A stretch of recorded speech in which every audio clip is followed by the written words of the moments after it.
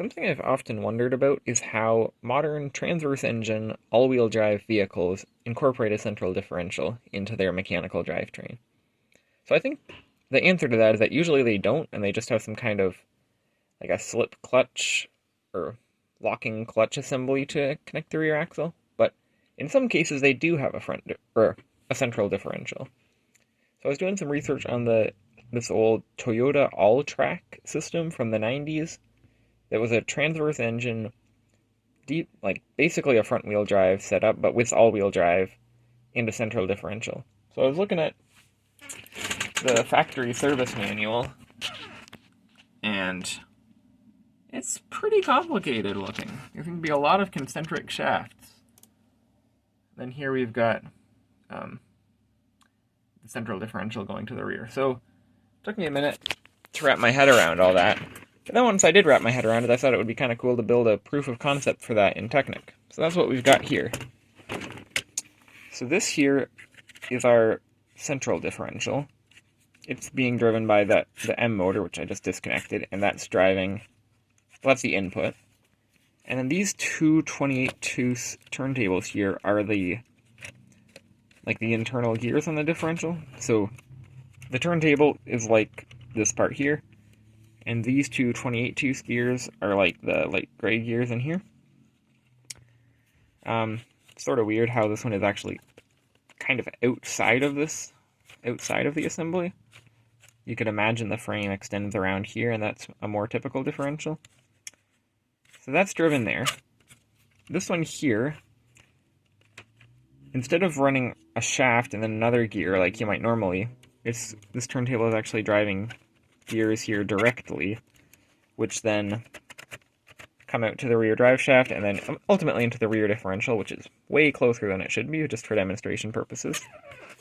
And the other one here is directly connected to this one here.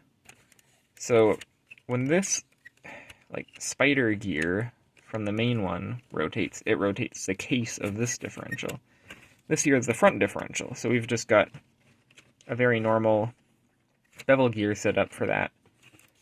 But the craziest thing is we've got this shaft is going on the inside, then we have this case / spider gear riding on top of that, and then we have this turntable riding over that. So there's 3 concentric shafts in there. Then we've got our normal rear differential. So if we reinstall this and run the motor slowly for demonstration, you can see that all 4 wheels are rotating. None of the differentials are differentiating. All the gears are fixed. So if I hold this one here, the front differential does exactly what you'd expect. This side locks up. I just wiggled that with my finger. And then the other side is free. Same deal here. If I hold that one, the other one goes. And then the rear, of course, does that as well. It's a normal differential. But then if we want to get into the central differential part of it, if I just hold the rear here,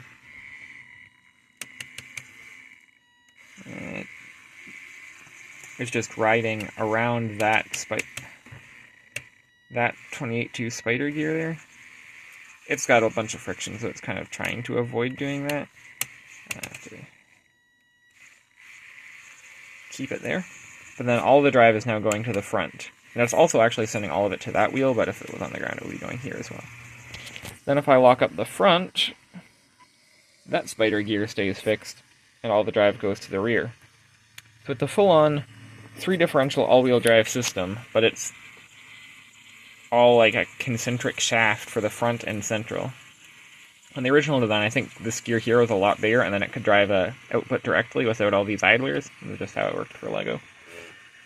So I do not think I'll be putting this into a model. It is extremely large and inefficient and not particularly well braced, but it was pretty interesting as a proof of concept and helps me actually understand how these things work.